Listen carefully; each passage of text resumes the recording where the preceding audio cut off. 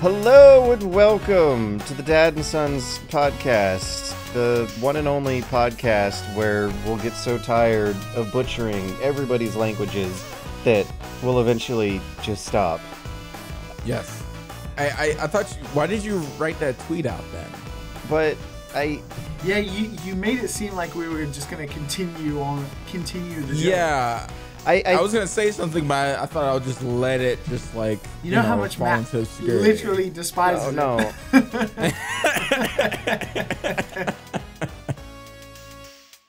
I'm gonna be getting a little meta here, because here on the Dad and Sons podcast, we butcher any language we attempt by just attempting to talk in any language, Including English. Speaking of the English, The Queen's English. we have a special guest here. Chris Bratt, formerly of Eurogamer, has decided to join us to talk about our previous adventures and his new adventure. Hello, Chris Bratt. How are you doing? Hello, I'm very good, thank you. Also, completely guilty of butchering any language I attempt, so I feel like I should be quite welcome here. The perfect you'll guest. You'll fit right in. Which is funny to think about, because you and I crossed paths in the land of the Germans, having come from two other places of the land of English. Like, okay, wait a second. 'Cause British means like the whole thing, right? And English is just like the one specific big island. How does? Oh yeah, it's really confusing. United Kingdom is there's the British Isles, which is what you think of when you think of what the UK looks like, but that is made up of Great Britain, which is the big one on the right, and Ireland on the left. Then the United Kingdom is the Great Britain and Northern Ireland, but not the rest of Ireland. And then there's each of the individual countries, and then it just gets very, very silly, and we don't even get it right. I think our Olympic team is called Team Great Britain, but it's actually the United Kingdom. So don't worry if you can't figure it out, because we don't even understand what's happening at this stage. Well, speaking of not figuring things out and not understanding things, I was unable to navigate the German baggage help request system very well. I was at Gamescom, and Chris Bratt was at Gamescom, and my bags that had my camera and microphone in it had gotten lost by the airliner, United Airlines, everyone's favorite. Shortly after the episode in which that guy got beat up, my bags got beat up. Wow. Yeah, I was on a journey, and Chris Bratt showed up after a Twitter request to save the day. Had way fancier microphone equipment for me to use while I was recording one of my interviews. So thank you very much, Chris Bratt, for saving my day earlier in my life.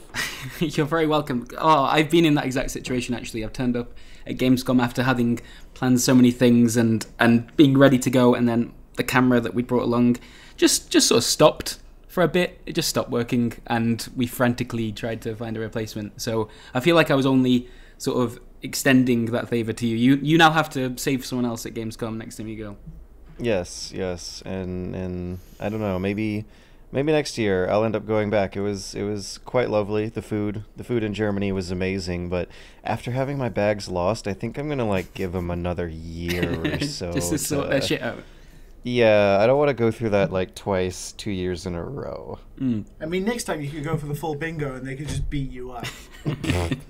I mean, unlike Matt, though, I didn't have the camera going for the entire time, so I wasn't even able to make a good video out of it. Trying to capture the moment, George. Trying to capture the moment. George, without Matt's Right. wonderful camera work, we wouldn't have had our intro for last week, so, you know. For those eagle-eyed viewers of the Dad and Sons podcast, the video version available on the YouTube, we had our own orchestra play us in last week, the Dad and Son Boys. Okay, George, you missed so many good moments that I put in there. I edited so much footage in there. And what did you skim through? You skimmed through, didn't you? There were like You 6-7 angles, and I picked 4. Oh my god, you picked like 2 different people, and then that's it. And that's it. You ended it off. Wait, no, I there knew was you were gonna use that the blurry keyboard. thing. There was the stage where everyone was walking off, and I like had our bad takes echoing in the background. And then there was the drummer who was like kind of seizuring out in a YouTube poop way. And a violin man, and the crowd. I included your beautiful footage of the crowd waving their cell phones to the Dad and Sons theme song played live by the Dad and Sons boys on stage. Great. Absolutely great. It's fine. So anyways, special guest Chris Bratt, how are you doing? Are you lovely today? I'm doing okay, yeah. So I'm still not really used to hearing formally from Eurogamer. That sort of freaks me out a little bit at the moment. But it's been a few weeks now. I'm getting to terms with it. Yeah, it's kind of weird working on your own. I don't know. I don't know if you guys have got any sort of suggestions on how to live like a normal human being. Do what Josh does. You're never gonna make it to be like a normal. Congratulations! Every single moment for the rest of your life while you do this is now on the clock. I am definitely feeling that. I've worked a couple of 7-day weeks so far out of the 3 weeks that I've been doing this.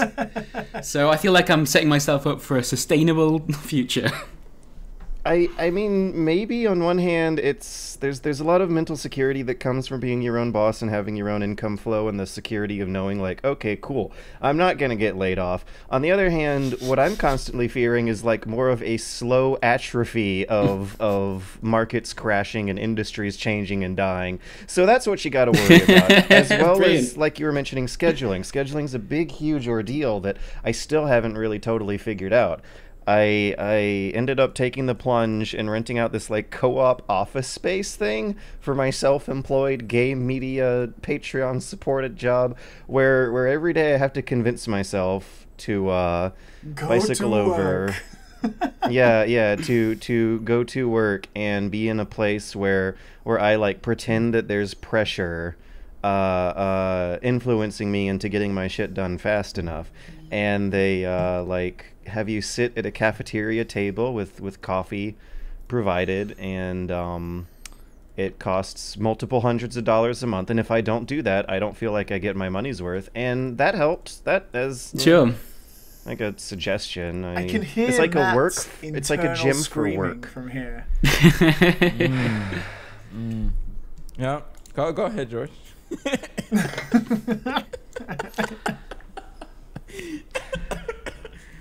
And Chris Bratt, we're hearing a lot of stories of burnout going around these days. Mm-hmm. And you say that you just worked like a solid month and have just now been able to finally like sleep afterwards. And what I would recommend is figuring out how to assign a set day for a weekend fairly early on. Yeah. Otherwise, and I don't even know if there's a way of fixing like the mentality of it. Your brain constantly being like, "No, I should be working right now," but at least there are things you can try to force yourself to do to help. Yeah, I mean, I think I've started to settle down a little bit now. It was just that I had a completely. It wasn't something I was really expecting, I guess. That we launched I quit my job and launched the Patreon for People Make Games on the same day, which was weird because I was even in the office at Eurogamer during that morning and then went home and launched this new thing. That was bizarre. But then it went really well, and it was amazing to see all the support come through, and suddenly it's like, oh my god, people have shown up, this is great. And then that transitions into, oh my god, people have shown up, this is terrifying. And expectations. There was a couple of weeks basically from that point where we were working on the first episode, which has now gone live yesterday, which feels great. But that 2 weeks when people had put their support, for us, we got the funding that we needed to make this thing work, and then we're like, oh god, we need to be showing that we're doing loads of work, but it's going to take 2 weeks to actually get this episode into shape before we can put it out there. And those couple of weeks just freaked me out mentally, and God, did you like not have anything to show for the first few weeks because you were working on things to show for the first few weeks? Like we couldn't make it without Patreon. That was the whole point of going, like, leaving my job and going for a crowdfunding model. But yeah, that also meant that we couldn't make it until the Patreon was funded and we could work on it full time. And we had like a few updates that could go up along the way, but I feel so much better now that we've put something out and people seem to not hate it, which is really cool. Like the people that have backed what we're doing think it's okay. We did a story about the first non-Valve game on Steam, and Oh yeah, Ragdoll Kung Fu. Yeah, I'm impressed that you do that. I didn't actually know the name of it until I started working on the story. I was skimming the video, so it was a little bit of cheating. Skimming, you hear that? Skimming. Again, Matt. I watched it. I watched it in its entirety. I thought, Chris, obviously, I've known your work for a long time and stuff like that. And the stuff you started doing when you were back at Eurogamer, the sort of like look into various aspects of how games were made or stories behind some game dev stories is like my total fucking jam. And I've always really appreciated you going down that sort of avenue. Obviously, that kind of stuff takes time, and I imagine like a big publication at Eurogamer, you didn't really get the time to do that. I imagine they were quite supportive, but obviously you've had to go this route. And it's really shown because the first video is really cool, and the like kind of storybook way you tell the story with the interview with the guy who made it, like intersected in, is really cool, man. So already you're off to like a super good start. Yeah, I've been working with a animator and design like Wiz, who has been able to do all that stuff, which has been really cool. I should take no credit for how nice it looked. I just wrote some words and said them into a camera. Yeah, it's really liberating being able to do weird topics you want, have like cute animations that wouldn't be, like professional or straight-laced enough at a traditional outlet. But I specifically wanted to ask about how different the time management is. Because that's the topic that I think is so interesting for like me specifically right now. I have issues with it. There's all of these stories being published right now about creators facing burnout, so I feel like it's something that the industry could learn as well. And as someone who, well, did you work full-time at Eurogamer, or were you kind of a like remote work part-time thing? Yeah, I was full-time there for 3 years. Different is that? Like how regimented did they have your schedule? It was fairly regimented towards the end. We had so I worked on the video team specifically, and we had a fairly sort of tight schedule that we did each week. That meant that you sort of knew what you were getting into from the Monday onwards. The thing with the series that I did around that, which was Here's a Thing, which has now become sort of the precursor to what is now People Make Games, that was the thing that I tried to fit around the rest of the schedule that I had at work. So basically, I don't think I've had normal time management for quite a while now. Something I'm trying to figure out now that I can concentrate on this one project full time. I mean, looking at the kind of scope of the stories you work on, there's some similarity there in terms of how much research and prep goes into it before you even start scripting or presenting or anything like that. So, I mean, you have, I imagine, a little more experience with this than myself at this stage, being able to focus on one big video sort of every few weeks. So I'm more than willing to take your advice and just copy it and steal it, please. Well, I'll fill you in on the Toolman argument worksheets after the podcast. Nice. But for more like entertaining topics for listeners to hear, I suppose we could share our opinions about the current video games, the barely interactive picture contests that make up so much of our world, indeed that define our entire identities, right? So what have we been playing lately? I thought someone was going to go first. Yeah, I thought you were going to jump. I think we all had a moment of existential dread there. Why don't we do Chris, actually? Because Chris, you got something on the docket here that I think I'm going to like yell with you about. Yeah. Okay, so I've mostly as I sort of explained before, I've had quite a sort of anxiety-inducing few weeks, and I've needed just a chill game to just sort of fall into like a bath of like warm marshmallows. Repetitive loop. Yeah, and Stardew Valley on the Switch is just amazing for that. Oh, it's the I know, perfect Switch right? game. Oh. Dude, that was the first game that got me sucked in on the Switch. Yeah, I think it's before Mario. Yeah, I've already spent more time with this than Odyssey. It's crazy how perfectly it suits that platform. I think, however, it took me a little while to realize that I was actually playing it in a really dumb way to begin with. So the whole like setup for Stardew Valley is that you play this character that has inherited a farm, and you'd had some sort of dull, mind-numbing job in the city, and this was your big escape, to go out into the countryside and like plant parsnips. Yeah, go and have from a dog. dull, mind-numbing in an office to...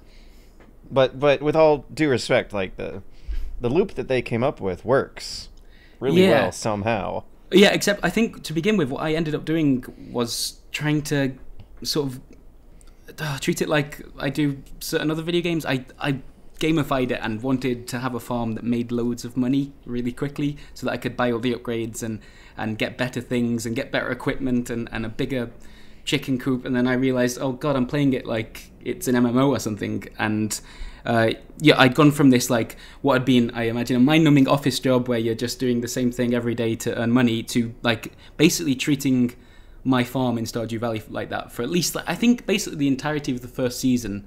I was just trying to earn money and just wasn't enjoying the game as much as I could have been. Now that I've chilled out and I care much more about my farm looking like attractive, and that my chickens are happy and that they've all got individual names and I care about them, than I do about like earning the most money in this season. Because the way that the growing crops work in that game is that certain seeds, will last for the entirety of autumn, or maybe they'll even last 2 seasons, and so like the most efficient way to plant them is to plant them at the start of the first season and then get as much out of them before they die at the end of it.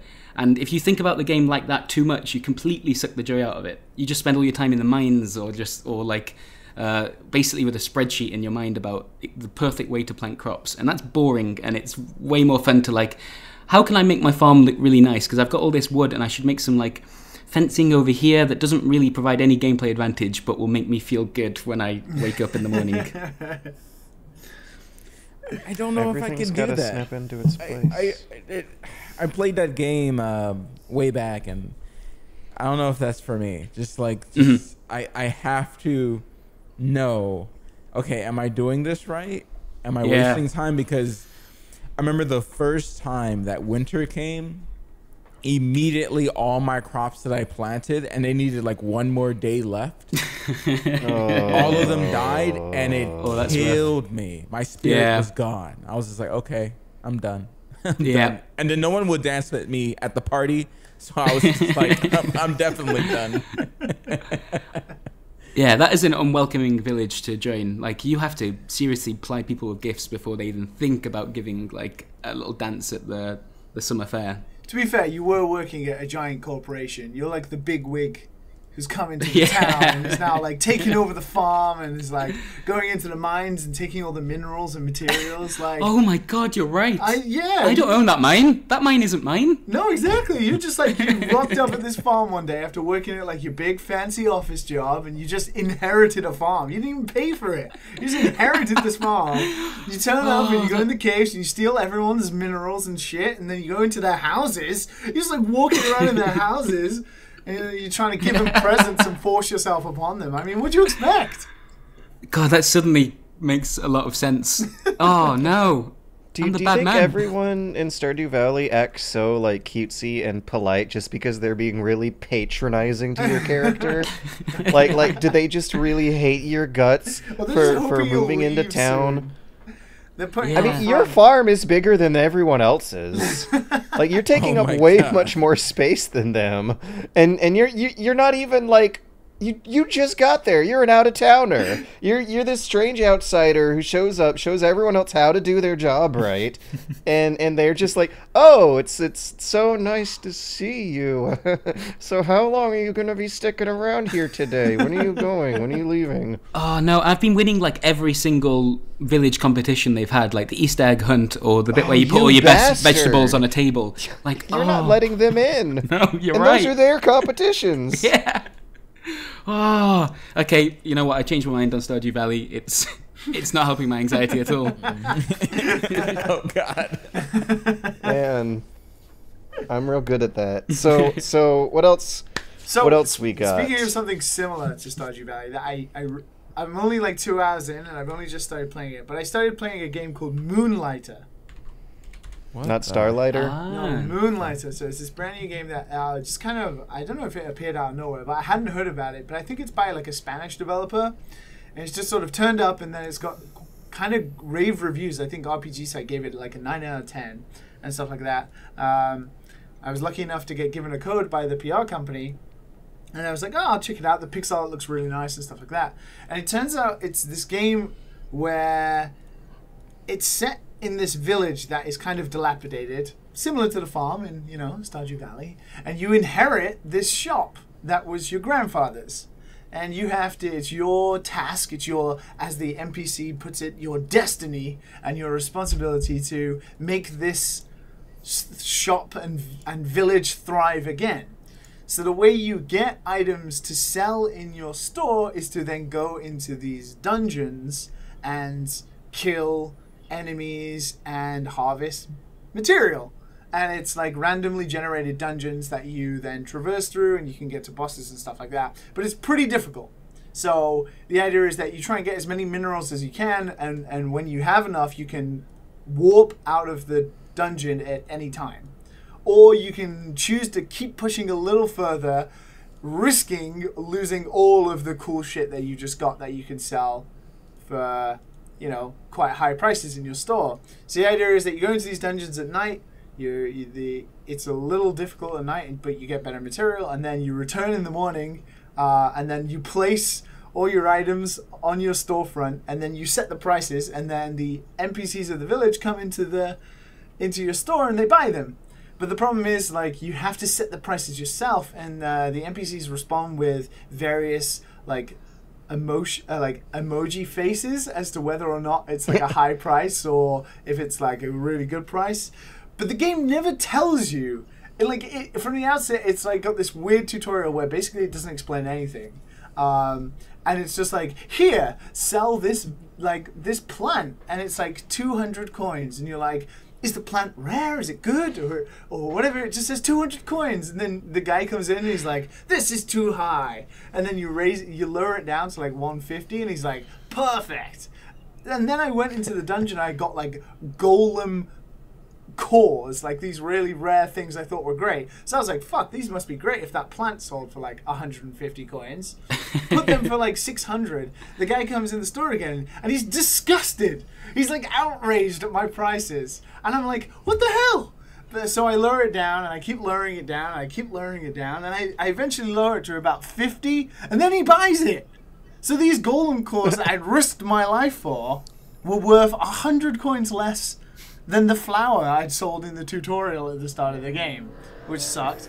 And the game, for as fun as the dungeons are, and like the cool sort of selling your items in your own store thing is, you have to like, for every single item, like you have like really common like iron that you can sell, but you don't know whether to sell it for like 50 coins or like 1 coin.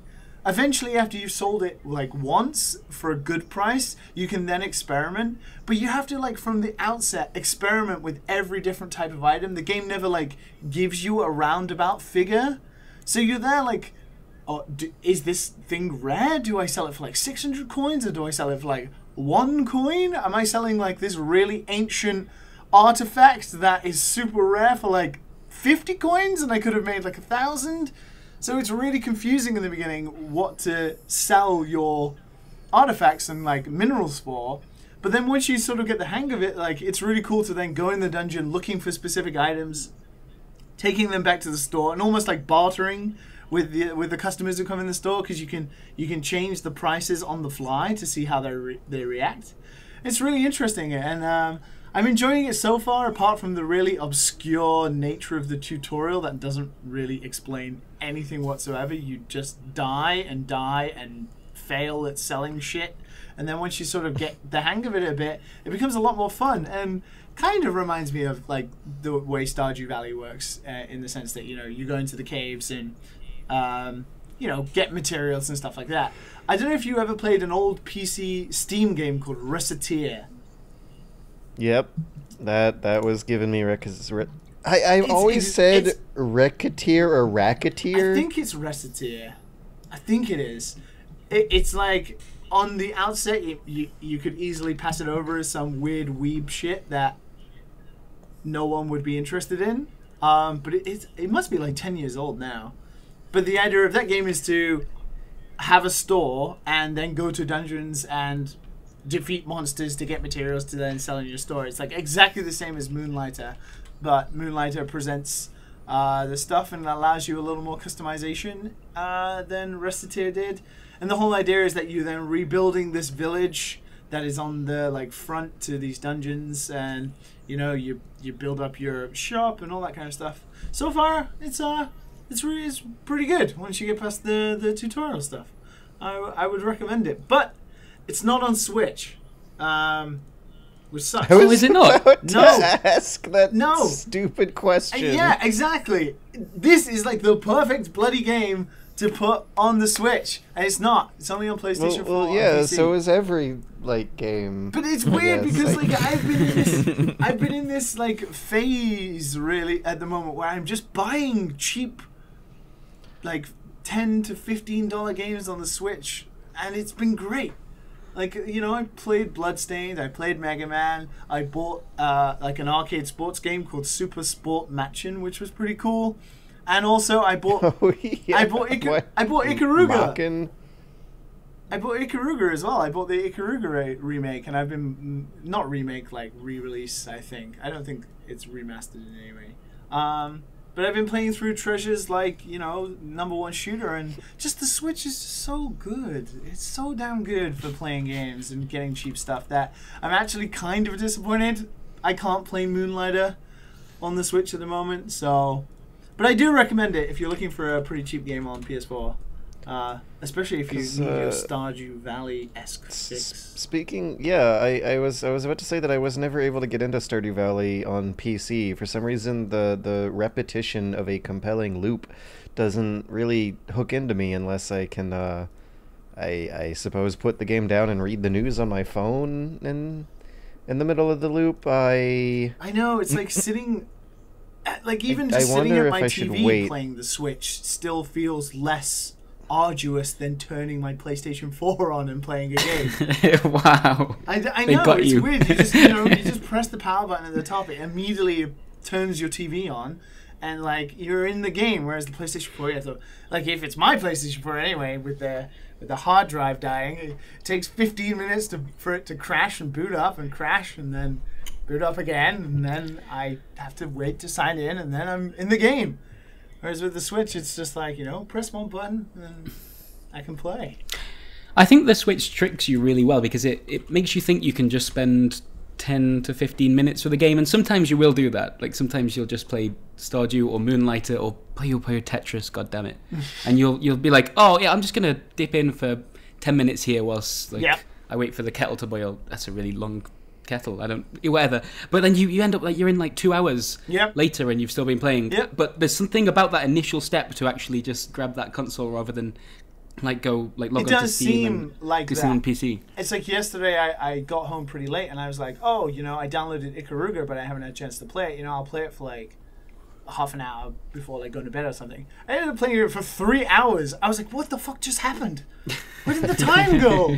I'm just like sat here playing this really hard shoot 'em up that I keep dying in constantly, but because it's on the Switch, it just feels like I'm playing a really casual experience. Like I'm having just a fun time of it, and I don't know. There's something pretty magical about that.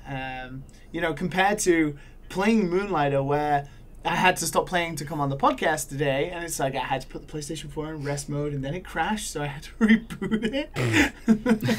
It's just like, you're kind of turning me off here, PlayStation 4. Like, I know you've got God of War and shit, but, you know, the Switch has Bloodstained, and I can play it within 2 minutes, so I don't know. But it's good. Oh my god, But Sony also- Santa Monica, just someone from there is just crying right now. They don't know why. But they're just Why didn't we make a tears. God of War Switch version? But I yeah, it's good. did something earlier last week that was the exact opposite of all of the previously described experiences. I went through a lot of setup and a bit of hardship, a lot of waiting and downloading to set up and stream A Way Out, with my friendo Colin on Twitch, and I don't know, you guys.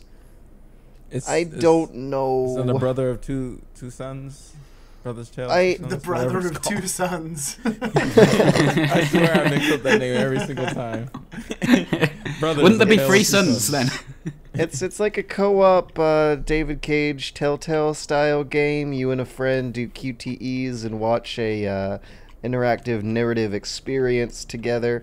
And the thing that has me so doubting is that I don't know if this is a game design that really makes full use of cooperative gameplay like the way Brothers like the way Brothers did, or like Twin Cop that Matt and I were playing recently that won the Georgia Game Developers Award not the Georgia Game Developers Award, but the Georgia Award at the MomoCon Indie Game Showcase. Awards. It's like Twin Cop is a game that has you controlling two halves of the same character with different controllers.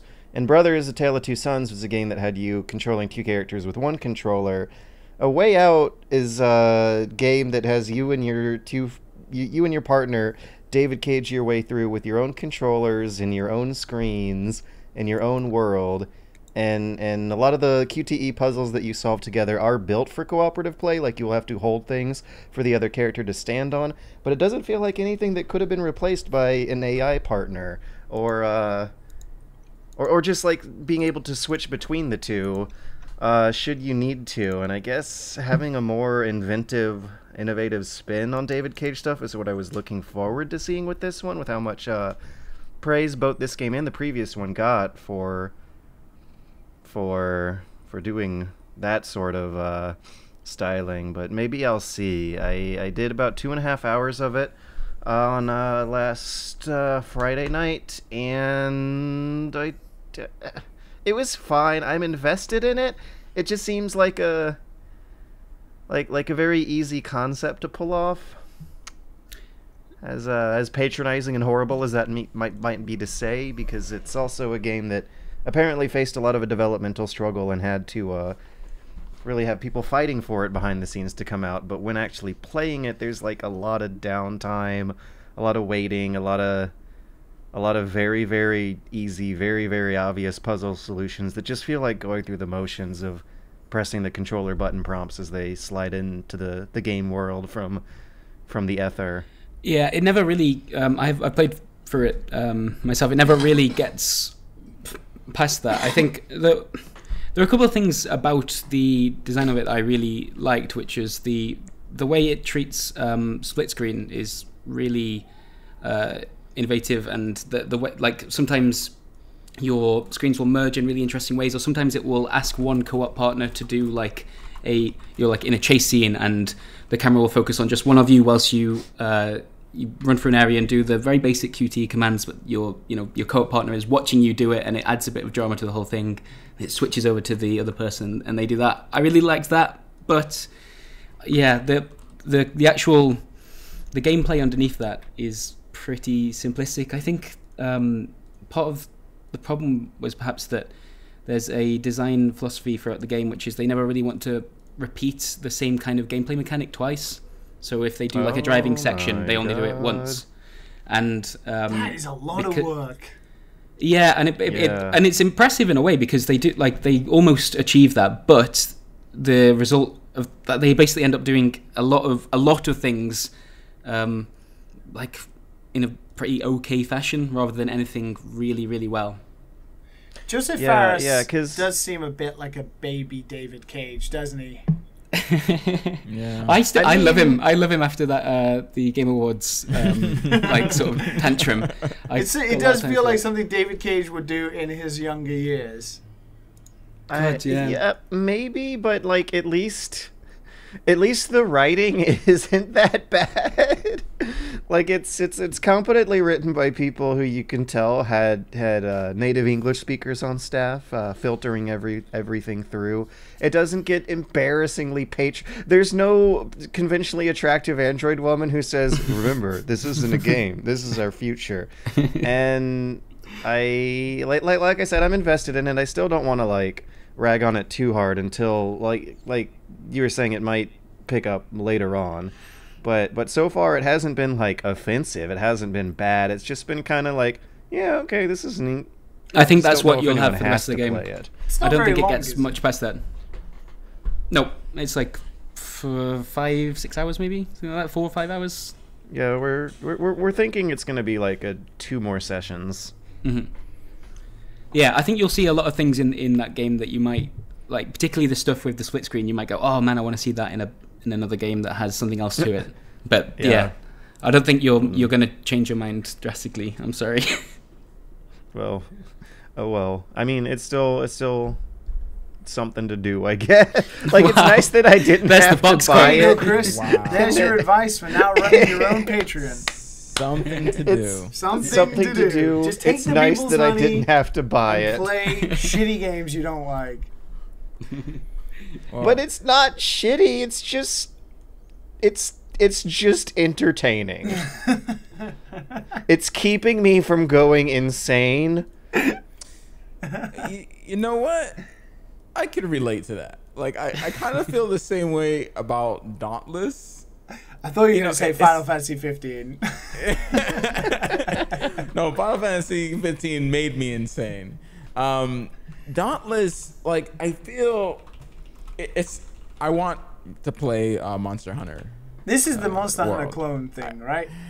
Yes. Well, a clone. Okay. Well, it's definitely not a clone because, damn, they might have messed up if it was a clone. Because it's basically a boss game where you just fight the monsters, right? And it's So like not Monster like Hunter. Monster Hunter where you can kind of play solo. You can play solo if you want, but most of the time you're going to be with 3 other people. And the matchmaking has been working fine. I mean, it's open beta, so I mean, people are here. But it kind of lacks that. You know, Monster Hunter's not perfect. Monster Hunter has that Japanese jank, right? Yeah, there's too many menus, spreadsheets Yeah. everywhere, dialogue doesn't matter. What Dauntless does is make everything super simple, but to the point that it seeps into the gameplay a little bit. You get like, just I think about like five weapons, and they're all pretty basic. It's not one of those like simple, but advanced if you know how to use it. Some of the weapons, sure, a little bit, but not quite as Monster Hunter. And I've only played the 3DS games. I'm pretty sure the World has gone from the gameplay I've seen of World. It's kind of the same way, but more. For you having almost infinite combos, I guess. Mm-hmm. In this game, there's a lot of there's finishers, and some of them are not viable, so you can't really switch them up. Depending on situations, it gets repetitive, the same combos over and over and over and over again. Or you do this to this to this. 1 2 1 2. It's just a light and a strong attack. That's it. There's no switching between different 2 modes of your weapons or anything like that, like Monster Hunter is, or jumping off clips to do like a spinning move with your dual blades, or there's none of that stuff. It's just you're going to fight a monster, and the monsters are cool and fun. You can remove tails and armor and take their ingredients and use it to form weapons. Very simple. Like you can tell, you hit the stomach and the stomach falls off into a little green orb, and you pick it up off the floor, and then you go back to the town and you talk to the weaponsmith or the armor smith to make a breastplate or whatever with that thing you got off the ground. That's kind of the game. You fight monsters, you Sounds come like back. Monster Hunter. Yeah, well, the thing is, Monster Hunter has a little bit more flair when it comes down to the gameplay. I was going to say, because this- Dauntless was kind of praised for its animation when it was first, shown. And obviously, Monster Hunter is like the king of wicked animal-based animations. Does it live up to Yeah. the sort of aesthetically pleasing and promising things it had when it first announced? Any game when I load it up, if the character creation is complete garbage, I hate it. And it's complete garbage. I made like I tried to make a woman, and she came out look like she didn't eat in like 5 months. You know, it's just bones. It was just bones, and I did not like that. I have to have a good looking character. I mean, right now I just have to hide her face under like, you know, like masks and stuff like that. And it's the same thing for the guys. The guys are ugly too. Like the characters are just ugly. Remember that anime I watched called Gamers? About the cute girls in Japan who liked to play video games and make boys nervous? Oh God. Okay. There was a line where one of the characters just flatly looks at the camera and says in perfectly passive-aggressive, sarcastic subtitles, "I don't like to play foreign games because they don't make the girls as cute."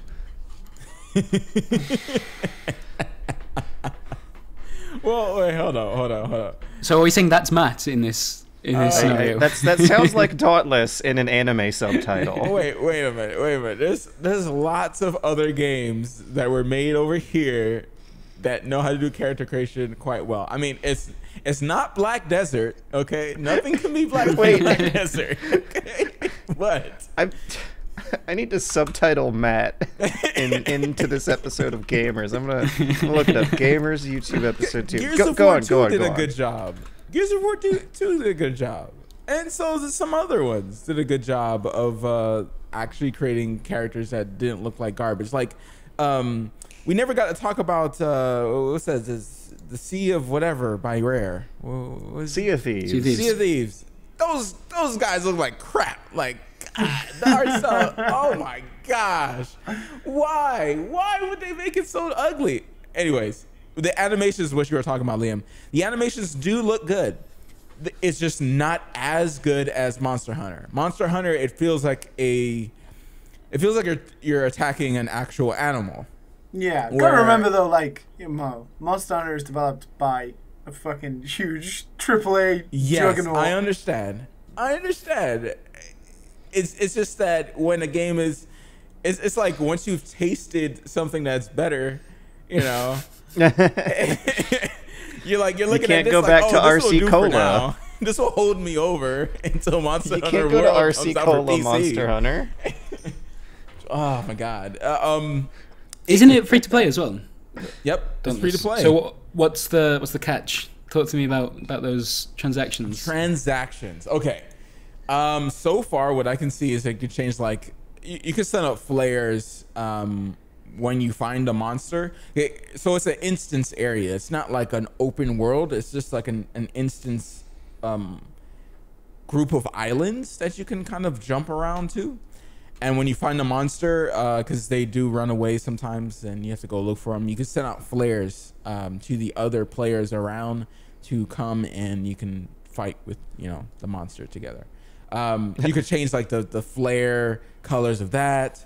You can get colors and dyes for your armor pieces to make yourself look different.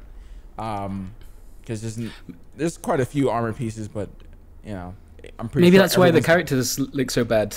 Because you might be a little bit more tempted to drop some money on a nice armor dye to cover up your face. Yeah.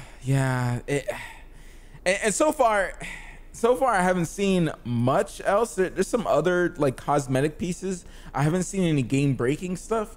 Like, I'm unsure if you can buy potions in the store, because I do remember speaking to them when the game was like before the beta was released, and they did say back then that they had no intention of doing anything outside of cosmetics, I believe. I don't know if that's changed since then. Yeah, I haven't seen anything but cosmetics in the store, but I haven't dived in too deeply. So far it's doing okay. It does have loot boxes though for cosmetics, so you can open up Slayer cores and get Slayer cores. That's amazing. Slayer cores, dude. Have you not purchased all the Slayer cores? Is that worth more or less than a Golem core in Moonlighter? Probably more. I don't know, man. I managed to sell some for 100 coins. Let me see. Dauntless Slayer Cores. Yeah, so Slayer Cores give you infusions where you can put inside your armor and your weapons, basically. And that's I don't know. Like, I guess that's okay. It's not a thing. If they put that on the store, it might be. I wonder fine. what happens to games like these when the real thing comes out. Whether they have to suddenly. Isn't open beta gonna go straight into the regular game though? Isn't that closed beta that they wiped the characters? No. I mean, in comparison to Monster Hunter, like when Monster Hunter World on PC drops, I wonder, will the Dauntless player base either dry up or get a boost from the publicity? Depends on what they update the game with, I think. If the game does not get updated with better stuff, then I think it will be done. So maybe if whatever like shaky Japanese port company, if if they get Inti Creates on it and they don't do a good job, you think Dauntless might still have a future for itself? Yeah, I mean it's free to play. I mean, which is why I think it might get boosted actually from kids who, like want Monster Hunter but can't afford it. Yeah, it's gonna find its place as long as they don't mess it up. I think. I've mostly just seen positive stuff. Because it's not bad. It's not a bad game. It's still a hard sell for me though, because when I look at this and then look at Monster Hunter, it's like, ooh yeah, it pretty much looks like an RC Cola version of something else. And I guess I've been kind of negative, but like I played like a significant amount of time in this game. Like I spent some time because it's fun in a way. The matches are extremely quick. Okay. Oh, that's not Monster Hunter. Okay. Like you go in, you say you want to fight this monster, you're loaded into a map within at least 2 minutes, and that's with pressing I want to go hunt for this monster, getting a party of 4, and then launching from there into a game. Like usually around 2 minutes you're already into a game and you're ready to go. Like that whole process, which is it's not too bad. That's not too bad. That's pretty damn good. So that's a hell of a lot faster than Monster Hunter goes. So yeah, maybe when it's in your hands, it does feel a little different. And I'm looking at the store here just to see. Yeah, they do. They sell potions. Okay, so they do sell potions, which can give you like stamina boosts and stuff like that, and extra damage for a few seconds or a minute. So that's in here. There, of course, there's a bunch of dye stuff. There's emotes, and you can buy platinum. What the hell? Yeah, I don't see the Slayer cores in here, but yeah, that's what you can buy in there. So I just love that we're at the stage of the loot box market that like you can't call it a loot box anymore. You have to have it drop on like the Normandy beach, or it has to be called Slayer core. yeah. Just like I'm not wild about a lot of the stuff around loot boxes, but I'm enjoying that name. Slayer cores. Yeah, and, you open them just like Hearthstone packs, like where they pop up and then you could click individual ones to see what's under them. They're totally going for it. They're totally going for it. I'm pretty sure that would be inside the cash office. There's got to be some kind of like fancy academic term for how much more value a product can get if you give it a cool ass name like Slayer Core. Get 5 Slayer cores. Play this weekend. That sounds like a genre. It sounds like an Unreal something. weapon, like an Unreal Tournament weapon. It sounds like it describes me during my like high school to middle school years, the transition between the two. I'm going through my Slayer Core phase. Okay, Mom. I'm just going through my Slayer Core phase. Oh my god. George, have you done anything other than play A Way Out? I heard you hated Pillars 2. I gave it a lot more. I put a review on it. It's really not that bad after I got used to it. After I got to a point where, I could, like, throw away the notepad I was keeping next to my keyboard, I really got into the groove of it. It just has so much to teach you. And what it teaches you are, like, text-based, dice roll-based, board gamified versions of pirate stuff. A lot of which is timer-based decaying management. There's a food supply you have to keep track of. There's like customizable sails and colors and flags.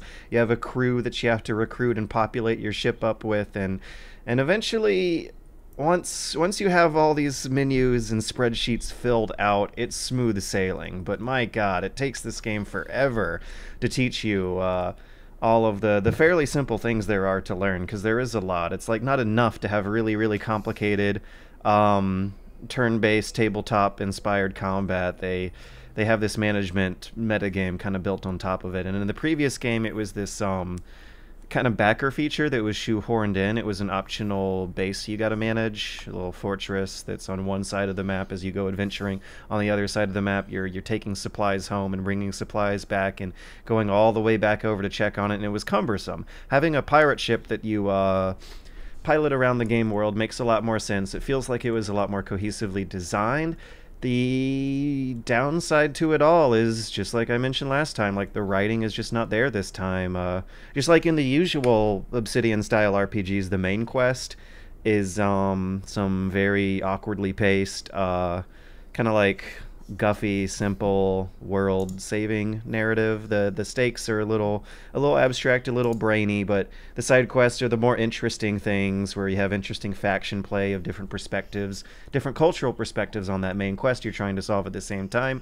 But both just do not hit me quite like the previous game, if not the like ideal qualities of what you would want out of an Obsidian game should be hitting you at. After I put my review out, I read some others, and I was shocked actually with how much I agreed with the Rock Paper Shotgun review, even though it was pretty negative. The review in progress they have up right now, and considering the really good twists that do happen in the game's third act, I'm wondering if their opinion's going to change. But the opinion I was gleaning from this article was that it is a competently made game that is totally fine, that just has a really hard time thinking up of an explanation for why you should care about anything going on in the story. And that's the same Ouch.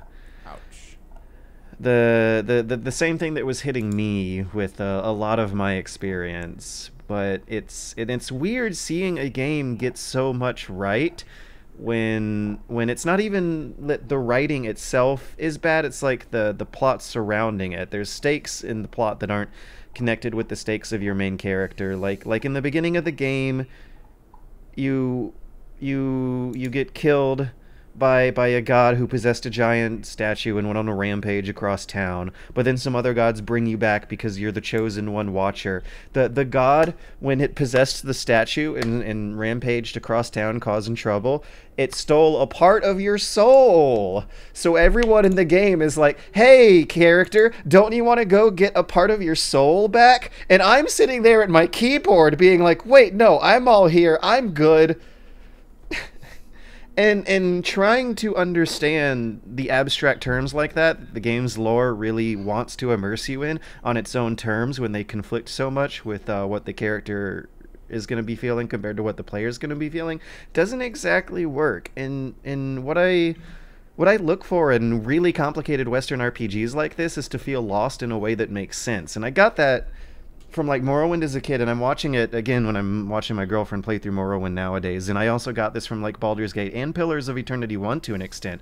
But feeling lost at how dense and fully fleshed out a fantasy world is a very different experience from feeling just kind of like patronized and confused by how dense and confusing an RPG world can be. And it's that's weird because you said something in your video that made me kind of do a double take, considering we recorded an episode recently where we talked about Morrowind and the whole finding your way via signpostings. Like, what? I can't remember correctly what you said, but you did say, I wish there was more maps.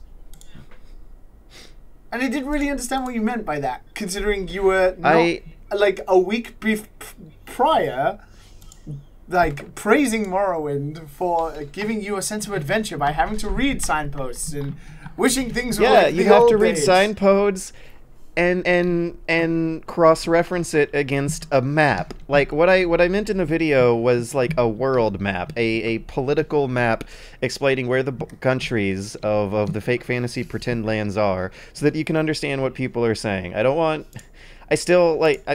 If I'm gonna get lost in a complicated Western RPG, I don't want quest markers. That's different. And there's a really good article that Felipe Pepe, who wrote a book on this stuff, wrote on Gamma Sutra once about quest markers and navigational immersion. The thing that I like is getting lost and having to ask for directions. What I don't like so much is getting lost, having to ask for directions, and not even really being able to decipher what the guy's telling me, or at least getting like contextual references to stuff that I don't fully understand, that don't seem to evoke the illusion of getting lost in an actual place that actually might exist somewhere in a conceivable fantasy world. I don't know. Maybe I'm moving the goalposts here. Is this still reading comprehension in the game? Yeah. Which I like. I'm good. But if you want better than to the first one, I don't want to go through that. If I want to come home from work and listen to a game, I don't want to hear, oh yeah, like gibberish in my brain. I don't want to hear it. No, there's a lot of gibberish, but I mean, I don't. If you ever want to like read gibberish that makes you feel like you're fully immersed in a swashbuckling pirate fantasy, it gets the job done. Yeah. See, that sounds real good. Like that is the side of the game that I find really appealing. I didn't. Yeah. I know Pillars is supposed to be great. I sort of bounced off it a little bit, but the pirate take on it, but by the looks of it, they sort of like reset the world basically to fit this pirate game, and like the naval side of it into it. That's very strange. Yeah, that core idea seems really appealing. The stuff you were saying before about like organizing your spreadsheets and picking the crew and the color of your sails and like, how much food you've got for your voyage sounded great. I want that. That's the game I actually want to play. Oh my god, what is wrong with you guys? The shanties is what got me.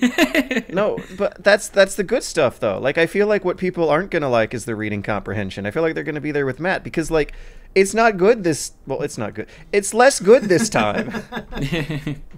I was fine with Pillars 1. I just don't want it thicker than that.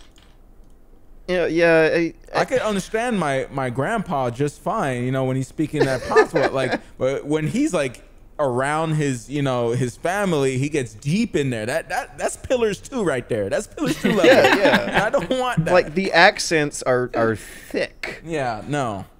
And I mean, I just like don't mind it so much if the character spouting the accent is like fun and funny, and they have stuff important to say to my character that I can at least understand.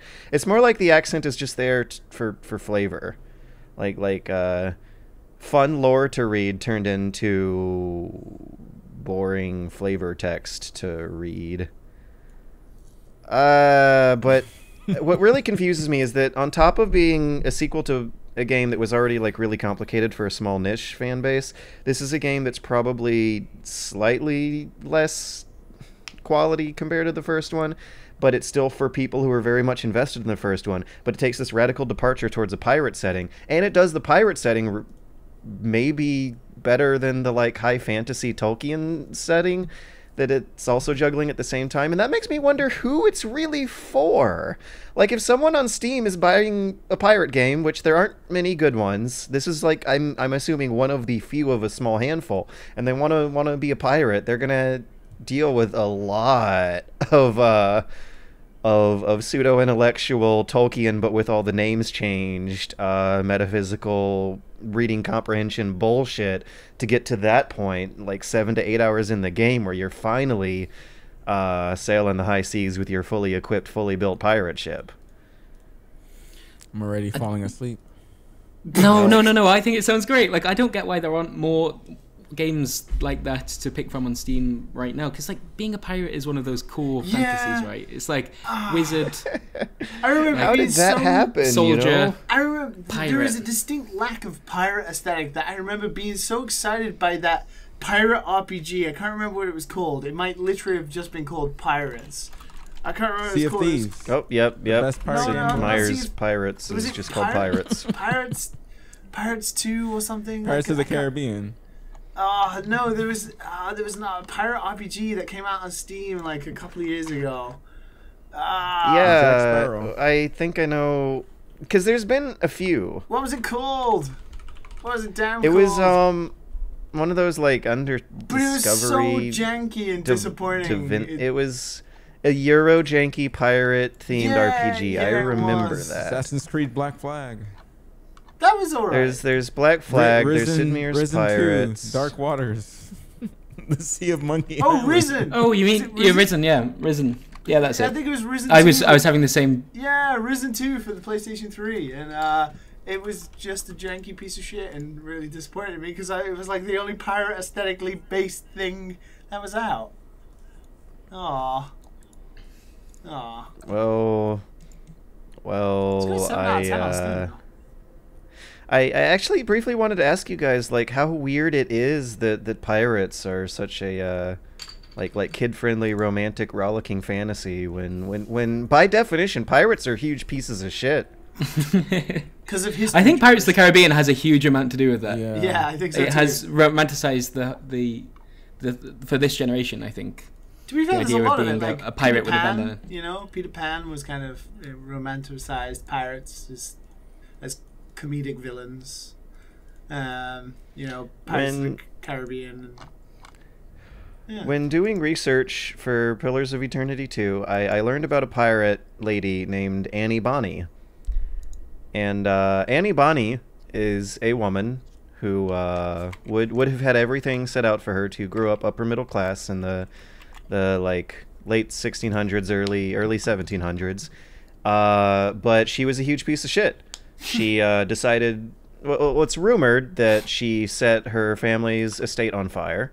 That she stabbed one of the assistant girls at the age of 14 with a knife. Nice. She then married some like low-life pirate scallywag from the local tavern who her dad didn't like.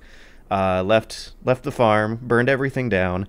Left this low-life pirate guy for a big-life pirate guy named Captain Jack Rackham. Nice. And like I just want to Jack like Rackham. mention to you guys, I guess Isn't she went down to the local arcade and like picked her favorite character in Mortal Kombat and there's Isn't like she a character you in Black won, Flag? Jack Rackham. I'm pretty sure she is a character in Black Flag. Hell yeah, with a name like that, he better be.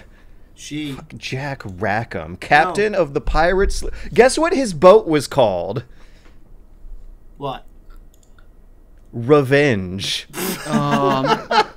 Nice.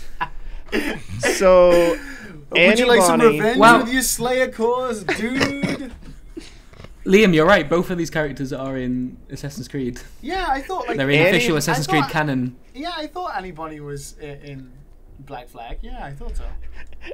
Annie Bonny and Jack Rackham go sail the high seas. They be huge pieces Jack of shit Rackham. together. They give Captain Ezio missions, but eventually Annie Bonny becomes pregnant, and they land on the island of Cuba, give birth to a baby boy, and it is unknown what happened to the boy.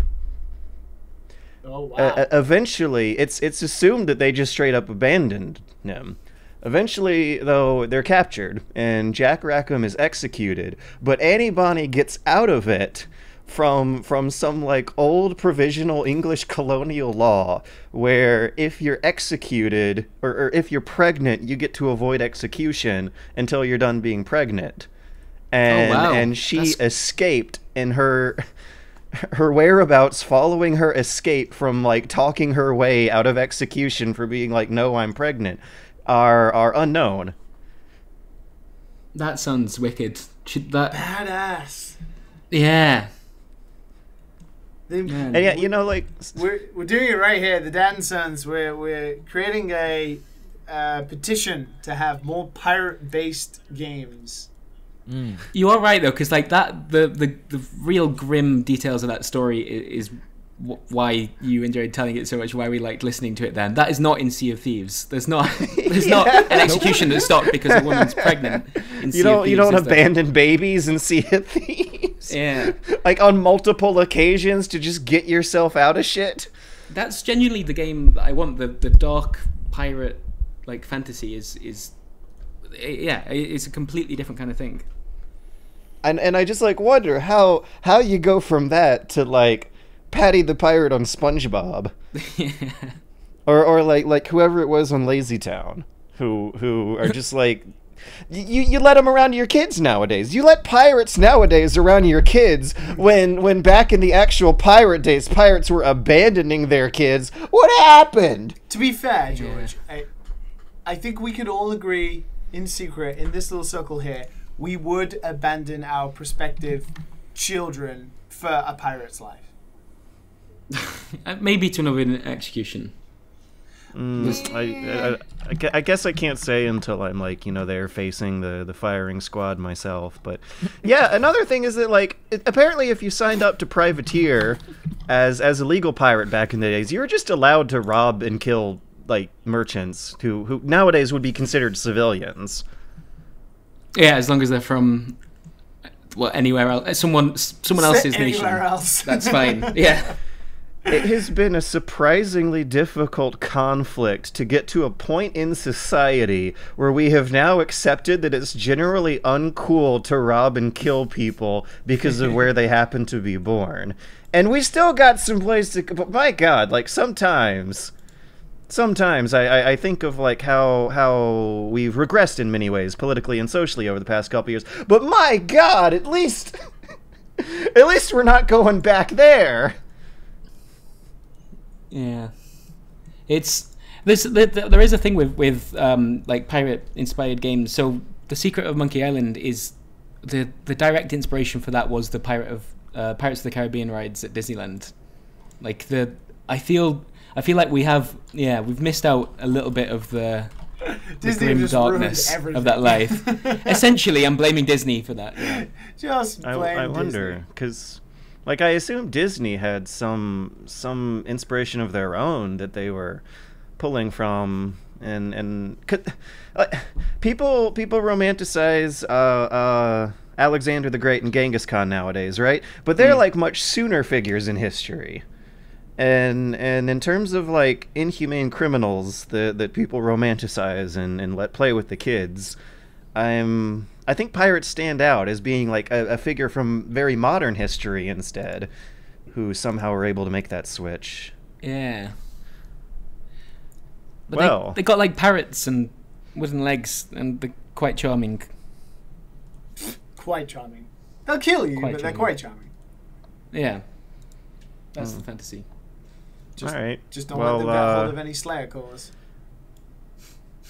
I suppose we'll be hearing more news of. We could talk about some boat leakage, George. Right, but it's not piracy. It's not like thievery. It's not scallywagging on the high seas. I don't see any of these news topics we have coming up that might provide an appropriate segue to the break. A good shoe starts from the ground up. At Eris, we make high-quality footwear. In fact, you can find Eris running shoes in over 140 countries around the world. In the past, there's been some criticism about our workers. That's why I'm here at one of the Eris factories so you can meet some of them. Excuse me, sir. Do you enjoy your job here? It's fun. We get to play with knives. I see. Is there a real sense of teamwork? My friend Joey sewed his hands together. Wow, you're learning some real skills. How about the salary and benefits? Yesterday, I made $1. See, that's the kind of dedication we have to our employees and the quality of our shoes. Eris running shoes. Always running from something. Hello, and welcome back to the Dad and Sons podcast. We are your dads and your sons. And it's an inside joke, guests? Though. We don't mean nephews. Children, uncles. I've had more than one fictional father throughout my games media career, so I can totally fit into being a son if that works. Or Don't let them know. Don't let them know. Yeah, it's weird. I'm sure there are many people out there who would want Chris Bratt as their dad. Stepdad Bratt. Bratt dad. Yeah, maybe. So what how thrilled do you think those people would be if Chris Bratt or Pratt, either or, were just like to leap into their TVs and start a magical, wonderful adventure of collecting Chris Bratts hidden throughout their forests in real life, getting them to like explore and run around and trade Chris Bratts with their friends and make their Chris Bratts battle. And that's not cruel at all, right? I'm not sure. That doesn't sound like a core Chris Bratt experience. You know, I just miss it, the old days where, you know, you got a Chris Bratt game and it was just, you knew what it was. It wasn't a mobile fad. It's a core experience. No, they try to sell you all those Chris Bratt costumes. To throw on. The Bratt packs. You gotta like roll for cosmetic DLC from the Bratt packs. The Bratt packs. Oh my god, that's great. So speaking of horrifying injustices that get gussied up and sold back to kids as romantic aspirational fantasies, Grand Theft boating is one, because pirates are cool these days, right? Animal fighting is two, because Pokemon is cool these days, right?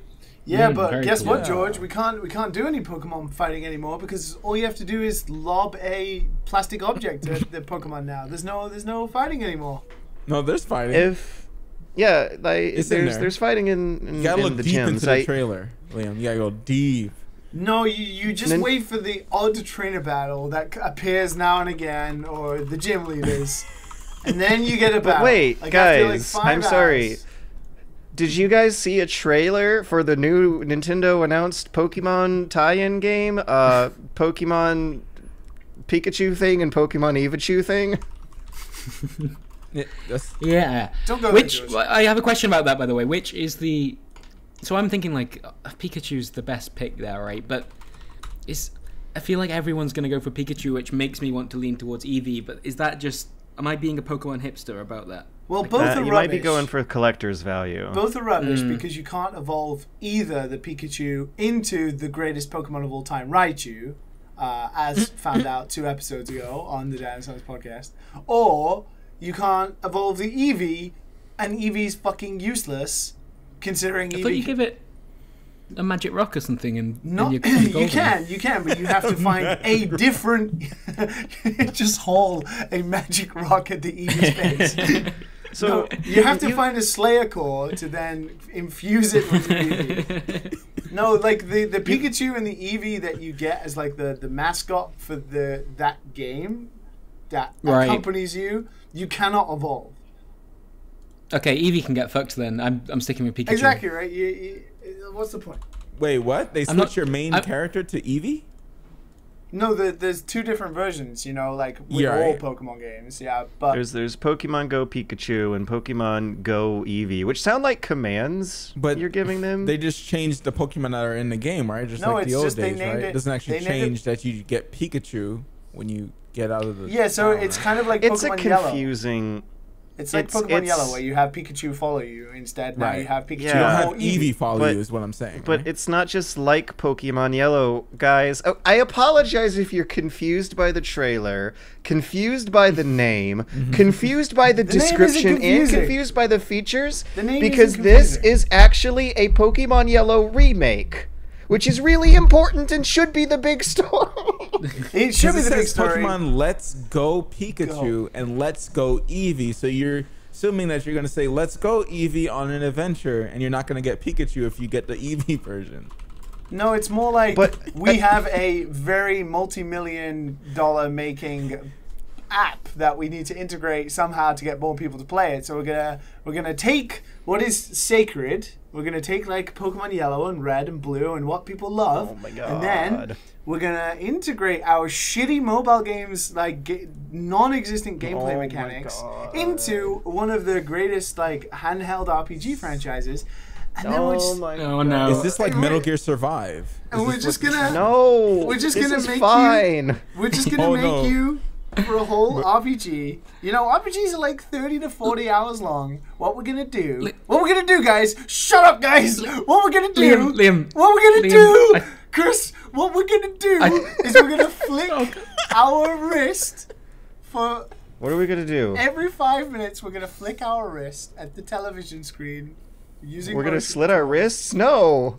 to throw a ball at a wild Pokemon, and that's it.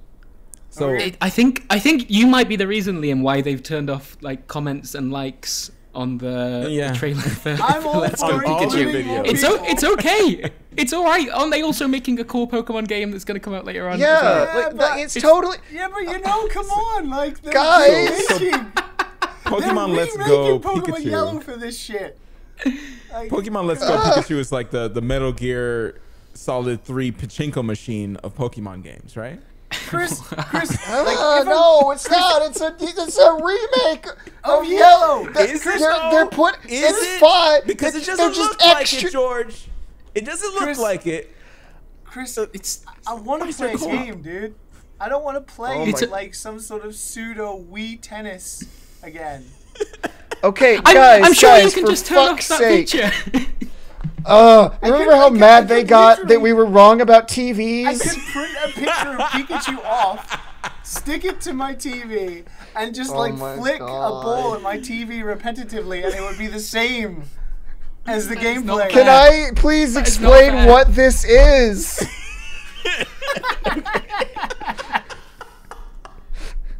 So for anyone who It's doesn't know, oh my god! for anyone who doesn't know, Pokemon Go Pikachu and Evichu is a remake supposedly based on Pokemon Yellow of the A Kanto region. full-length remake, yeah, of Pokemon Yellow, which is a Supposedly. re-release They of don't say Pokemon that. Red They don't- / Blue. They don't say that. They don't say that. They say And it's I based. thought it's based on. Right? It's based Yeah, I on. don't They think it haven't is. said it's a remake or a remaster or anything. It's just based on those games with mechanics from those games. But unlike So it's other not a remake, Pokemon though. games, It's based on. yeah, exactly. So, but unlike those games, like or all Pokemon games of the mainline series, and this is the first 3D console Pokemon game. Like that is a big fucking which deal, is right? really important. Yeah, like forgetting like Pokemon like Stadium back on the N64 and all that kind of stuff. It's Yeah, no, different. fuck that. This is a real-ass Pokemon This is console a game, you real guys. Pokemon Shit's RPG getting come on, get hyped. Replaces Wild Battles with the shitty Pokemon Go game. I quote game because it's not a fucking game. Like control shit. Like this is a 30-hour RPG. Like it's not like an application you pull out for 5 minutes. It's a fucking RPG, and you're just gonna be like flicking balls. No, and shit that- for Knocking off the hours. joystick. Okay, you don't know if that motion control target throwing mini game is going to be a part of the real thing. What they were doing were outlining the features that we're integrating with Pokemon Go, which is some stupid like throwaway No, Safari. they've said there's no wild battles. They said it's replaced by the ball throwing mechanic from Pokemon Go. There's you no wild sure? battles. The traditional battles take place in trainer battles, and I am assuming like the gym battles as well. The trainer battles is like the shit where it tells you, like you can use your like Thunderbolt Pikachu and all that kind of shit.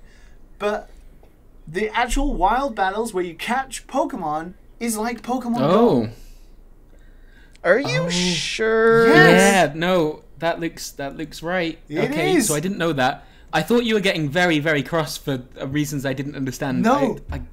No, I mean, I still think that to some extent, but like, yes, yeah, it looks like that is a pretty big shift away from. no, they're removing wild battles completely with this Pokemon Go mechanic. I don't know whether it's gonna have like an automated system where, for the people who just don't want to do that shit, we'll just capture the Pokemon automatically, which makes the game hella not fun. You know, forgetting aside the whole running into 50 Zubats I in wouldn't be Mount so Moon kind of sure. shit. But But this, people Wild- wanted Game Freak to change Pokemon, and now they have. So enjoy. I also don't understand like the balancing, because you could bring another friend in and then battle with your friend against trainers. Like, I feel like the balance of the meta of Pokemon is going to be thrown out the window with this game. So this is like this is the Question. first They're timeline. still gonna have the regular battle system. Yes, It's for there. trainer battles, not for wild battles. Like catching Pokemon, unless they're gonna have a mechanic where you face like legendaries and you get to battle them. For wild Pokemon battles, it doesn't have the traditional battle system. Instead, it has the Pokemon Go type gameplay where you just throw Pokeballs at them for a chance to catch them. So like the Minute first 117. tagline immediately when you type this in is Pokemon Let's Go has no wild battles, but you can ride a Charizard. So like take that as you will. That's what you're getting. What I see this as is the experimental first step into integrating real-ass Pokemon games onto the Nintendo Switch with whatever Nintendo's portable next-gen consoles are going to be. And I don't know, maybe it'll just be phone, and maybe there just won't be a difference between the do it two on anymore. phone, But then. isn't Don't- this what you wanted? Isn't this what everyone wanted when they were announcing the Switch? Everyone's like, oh, I can't wait until a real Pokemon game comes out on the Switch. And now it is. It's got some stupid extra features you can ignore. But they're basically doing it with the remake of Yellow, like You can't getting the Gen ignore- 1 adults back. You can't ignore. I like, think the I'm core- switching over to Liam's side, which I'm quite upset about because And there we go. we're praise now the hallelujah. like rabid Pokemon fans. like It's not like it was when I was a kid. Like, I totally understand there are problems with the battle system in the wild battles. Like, you know, when you're facing off with the Zubat for the 50th fucking time, it's like, fuck off, right? But the answer to that and the solution is not to just be like, well, how about we take it all away from you and now we'll integrate like our little application that everyone got bored of within like a month, and we will make our first ever 3D RPG on consoles that is a remake of one of everyone's most treasured favorite gaming memories from the 90s, and we'll replace it by throwing a tennis ball at a Pokemon as the mechanic that you do repetitively for hours and hours and hours. Like, it's just, Yeah, that stings a little bit. It stings just a little bit. not I'm an sorry, answer. George. He's won me over here. I don't know, But we don't Is there a know chance enough. here that we're getting a bit old, and actually people that loved Pokemon Go will enjoy that? I think it is definitely that thing. There is obviously an incentive for people who play Pokemon Go but don't play Pokemon to get into the Pokemon series via this. Or, vice versa, people who play the Pokemon handheld games to get into Pokemon Go by playing this game and then having the connectivity of trading the Pokemon between the Switch to your mobile and doing stuff like that. That's totally cool. I get that. I just But it can't should be wait a for all choice. these older YouTubers that are playing Pokemon to get this game, and they have to wiggle around their But it- Joy-Cons on camera. But it should be a choice, right? It should be a choice. It's like you could choose to throw the Pokeball like Pokemon Go, or have the traditional battle. Like, if you're including the battle system to do like trainer battles and gym battles anyway, just include it for wild battles as well. If people want to choose like a casual mode that allows you to just use the Pokemon Go mechanics, totally do that as well. That's fine. But it's just weird that But, you're just well, gonna yeah, remove that's like- everything. Kind of what I mean. I am seeing like remake plus bullshit that we might not really know how bullshitty it is just yet. That's the thing is, we have not seen enough, so I could totally be wrong. But they have confirmed that the wild battles are replaced by a Pokemon Go-like mechanic. Where And I always you- assumed that their first step would be like a kind of a half step for bringing Pokemon over to consoles. That they would do some experimenting first before the real thing. yeah, Because they do that with Pokemon a lot. There's a lot of spin-off games that are not relevant to the main installments at all. No, Yeah, I think that's how you have to think about this game by the sounds of it. That it's it hard is. to think of it like that. When It's the difficult with it first- being the first one though. Yeah. I get that. And I'm totally That's down frustrating. with more people enjoying Pokemon and all that kind of thing. That's great. That's awesome. I wish in many ways Pokemon would change to be more difficult and also have more incentive to play like an RPG style strategy game kind of thing. Obviously, Pokemon has been notoriously easy for years. But the way of making it easier by basically just allowing you to throw a ball at a Pokemon to catch it is just like, I kind of don't want to play this. This is... Oh, but you will. I can see you sitting in your I apartment, know. just like throwing that Pokeball towards the so TV screen, angry. like a single Having the tear time I'm of going your so life, angry, too. but I've got 5 pre-orders in already. It's one of Oh those. my god. Speaking of bad decisions, of pre-ordering games that are kind of like weird spin-off sequels that you don't really know how they work and how they fold into the main franchise. They're doing that with Fallout now. They have revealed a Fallout 76.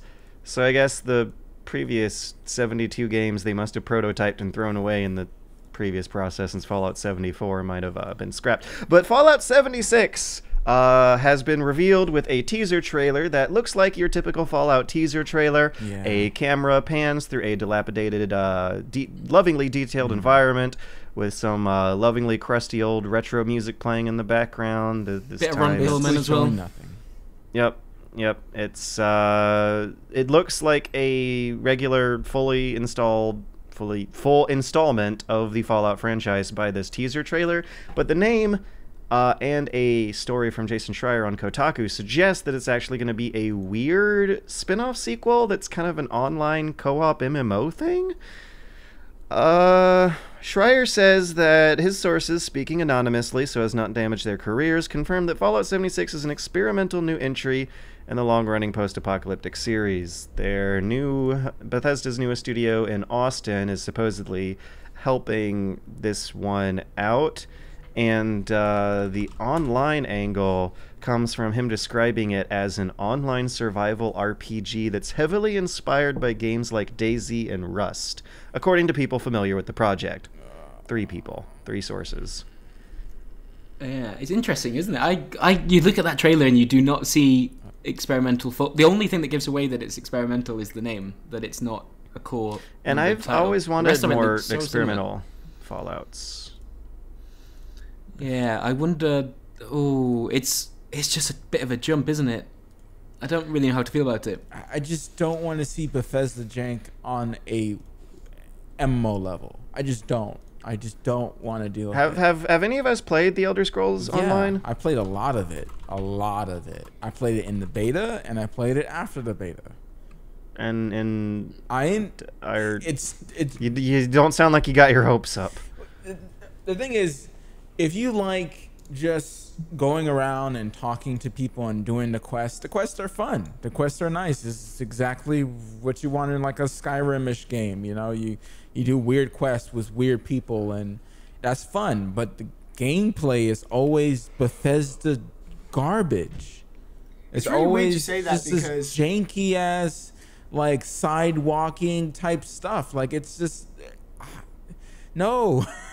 It's really weird that you No. say that because the most popular online games are PUBG, Rust, and like H1Z1. And what?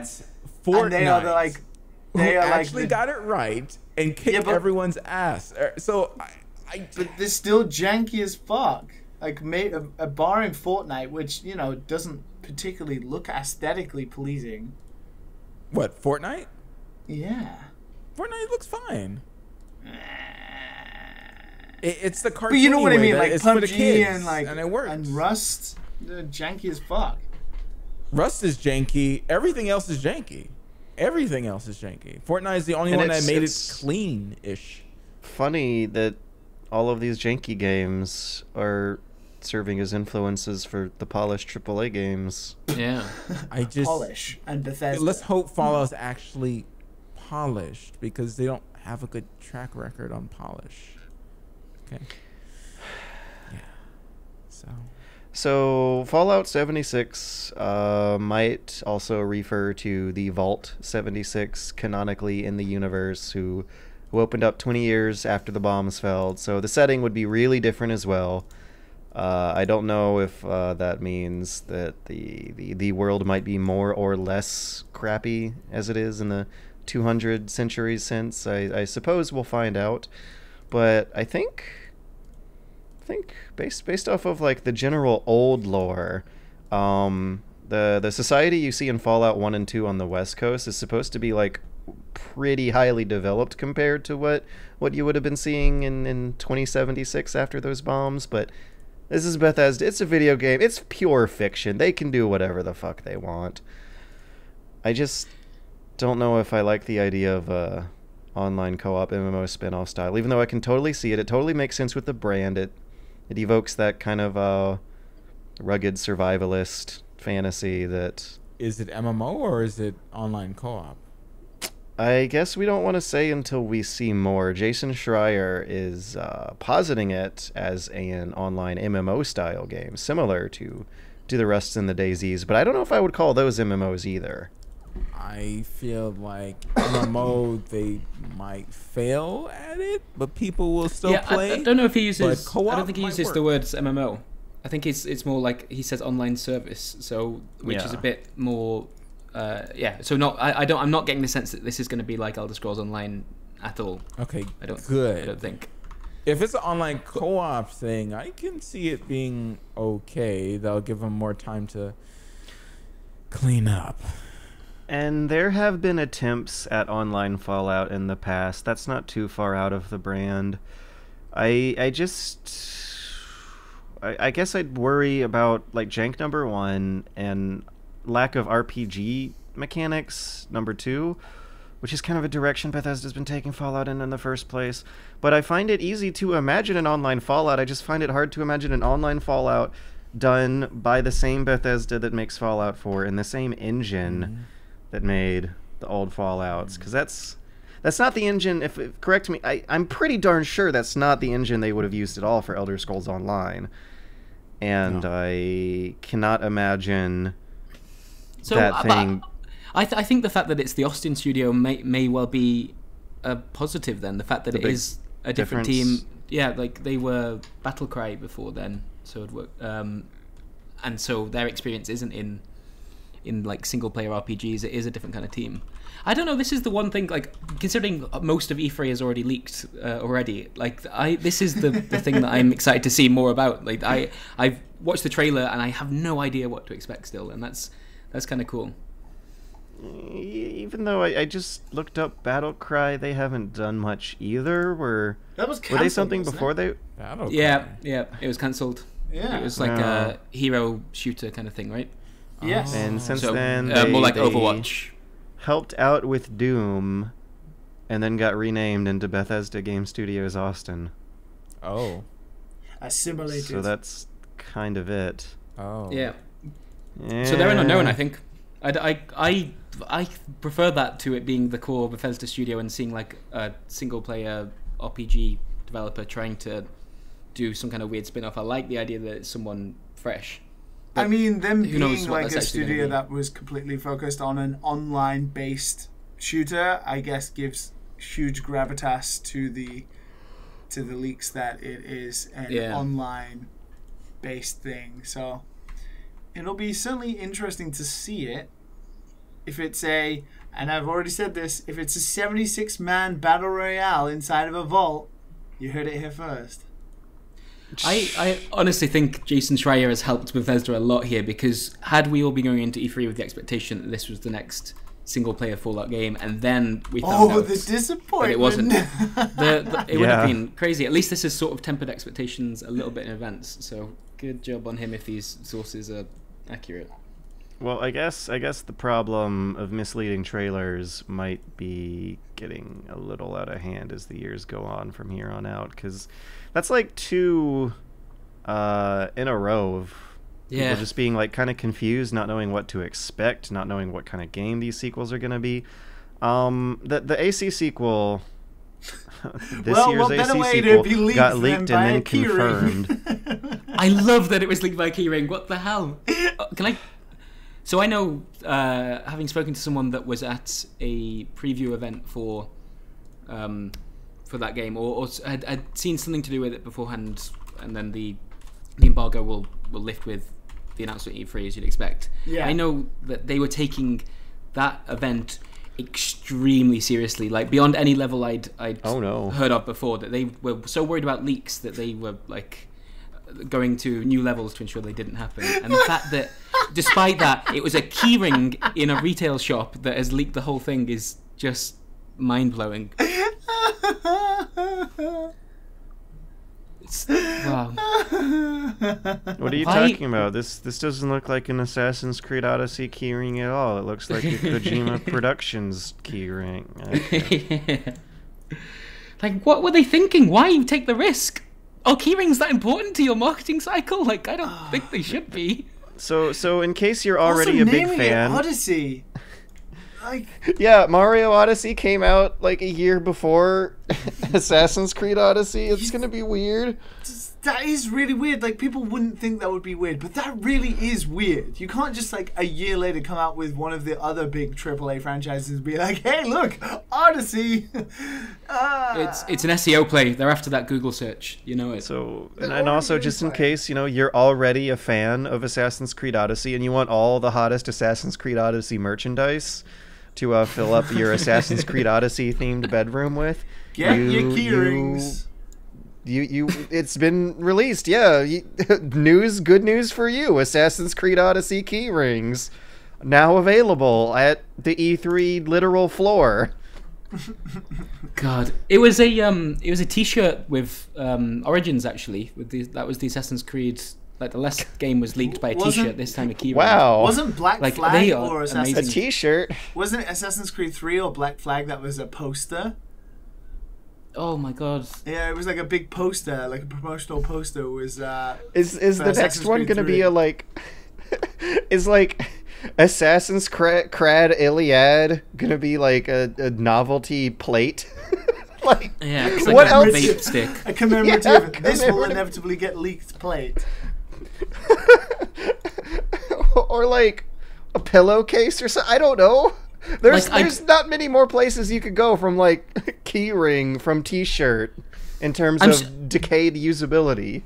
I'm struggling to believe that they didn't mean for this to happen. If like the last game was a T-shirt, the one before was a poster, and then this time they went for key rings, which are so.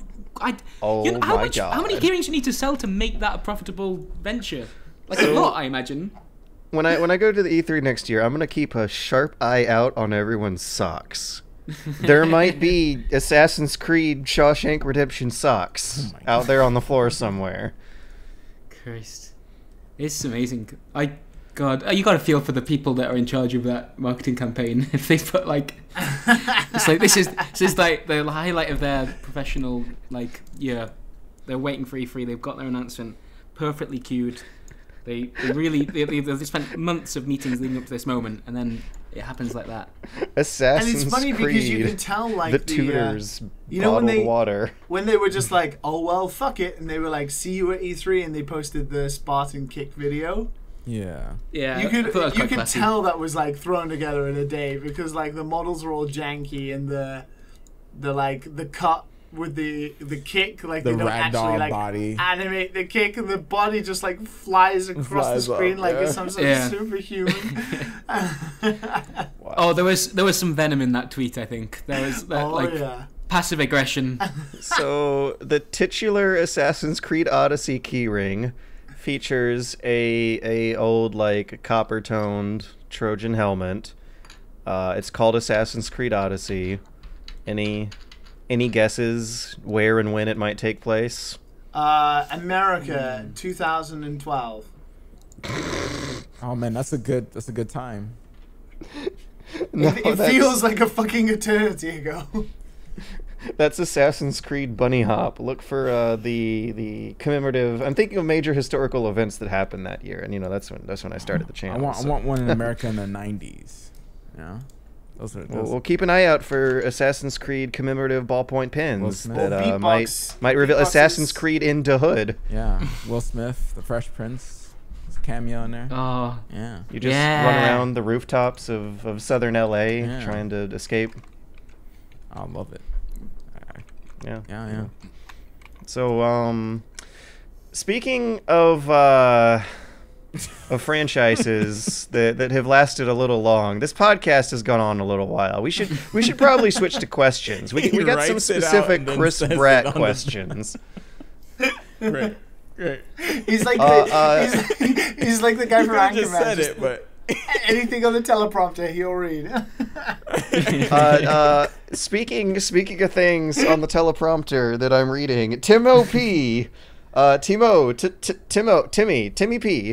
asks Timmy a very P. important question for Chris Bratt. Hello, Dad, Sons, and Bratt. My question is, if you could be a bottle opener, how many bottles would you open? Thanks. So is this an inside joke?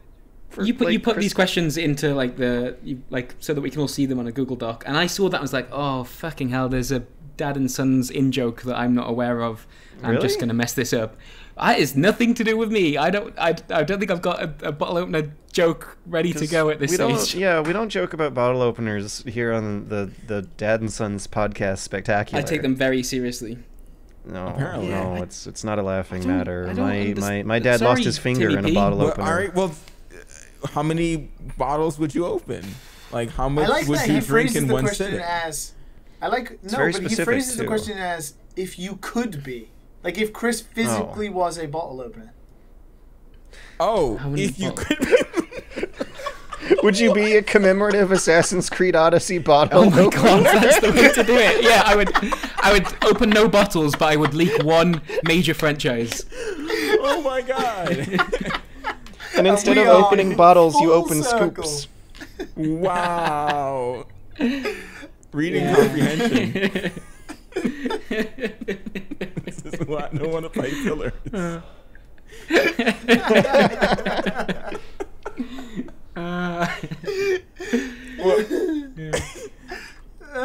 Give a number, Pratt. Give a number. 47 bottles, and then I'd be done. And I'd be okay. like, nope. Okay. I draw a line there. I'm a human, goddammit. 47 Reasonable. bottles and one Ubisoft game leaked. I think that's Exactly. a good record. Yeah. All right. Well, now that we've answered that question, thank you, Timothy. Let's move on to Sam M. Sam M says, first of all, Chris, thanks for all the great content you have created over the years working at Eurogamer. And thank you, Matt, for the amazing Japan videos, which were incredibly well edited. My question is directed to the British participants of the podcast. So I'm sorry that, you got your hopes up there, Matt. But, You got the compliment, it's fine. is your thick British accent a curse or a blessing? How does it affect your daily life? What challenges did you have to overcome in the past because of it? Christ. Oh, and then of course, greetings from Germany. Yeah, Sam. there we go. That is such a German sense. I can just I feel imagine like- the sarcasm there, like the deadpan. Oh, I think probably the major issue that I've had to overcome is the fact that German people describe it as a thick British accent. Yeah, well, I think, Yeah. to be fair, me and Chris have very, very normal, not thick British accents. I don't know. I actually sort of wish mine was a little easier. I think so. I grew up in the Midlands in England, so it's sort of I had started off with a weird accent, but then it sort of got diluted as I moved around the country, and now yeah, it's mine just too. it's not like I can say I have a particular region's accent. It's just like a mix of a bunch of I different just ones. have So a it's flat- confusing even for English people. I just have a flat one. And in living in Japan, it's become even more diluted. Now I just talk very clearly and slowly most of my daily life. So how does it affect my daily life? I sound like this when I'm talking to people most of the time, so that they understand my very simple English commands to them. Yes, pure, wonderful little young Japanese lady, I will have that chicken karage you have over there. Thank you. Pure? Nice. You say pure? Please tell me. That's a whole other issue. I was using British English, okay, Matt? I know you didn't understand. I know you have American English over there. I feel like considering I've just had to add subtitles to my first episode of People Make Games, I feel like it probably is a bit of a curse. Yes, so thank you, Sam from Germany, for pointing that out. Appreciate it. It's not like I was self-conscious or anything. No, it's fine. I'm fine. I'm Everyone else is fine. wrong. Stop screaming it, Chris. No one will believe you. It's not a cool Pokemon game. But there's a lot of articles that are claiming it's a remake of Yellow. Okay, anyways. Jonas K asks, how much do you think local culture influences the games produced in an area? Does this extend to large studios, maybe even franchises produced by separate studios in separate regions? Is this because of the personal taste of the devs or to cater to a local market? How small can an area get? God. Is there such a thing as an East or West Coast game? Well, that is a loaded question. But I know what they're talking about specifically. But I think with large studios, because we live in an age of multiculturalism, thank God, that maybe gets a little lost until you move into localization, and then that's when the sort of cultural influences get put into video games. Oh, but I feel it's very visible. Yeah, because, big, large AAA games go through localization. So then you see the product of the localization, not so much maybe the dev work. With smaller studios, I imagine it's hella fucking prominent because, what else did those guys know? They don't have anyone else to back and forth ideas with or to see what wouldn't make sense to other people because, they're working as smaller teams in a certain area. And in Jonas's, or I might want to say Jonas's email itself, they already acknowledge how much more German the humor and themes of Drakensang would be compared to Dungeons and Dragons, and the humor in Daedalic adventure games in comparison to Double Fine. In something like Europa Universalis, there are games that strike me as particularly European in a weird way that's sometimes hard to describe. Yeah. Europa Universalis is totally that and Wipeout VR for some reason both strike me as games that just strike me as being typically European somehow. Wipeout VR has you listening to repetitive drum and bass techno music in a very muted utilitarian, not very romantic or violent vision of a future. Just a practical, reasonable one. And Europa Universalis is classy and it's continental compared to the pop culture guff that comes out of most places. Europa Universalis has this air of historied superiority to it. Yeah, absolutely. It's and it is not ashamed of that at all. It is a wonderful, gigantic spreadsheet, and it's completely okay with that.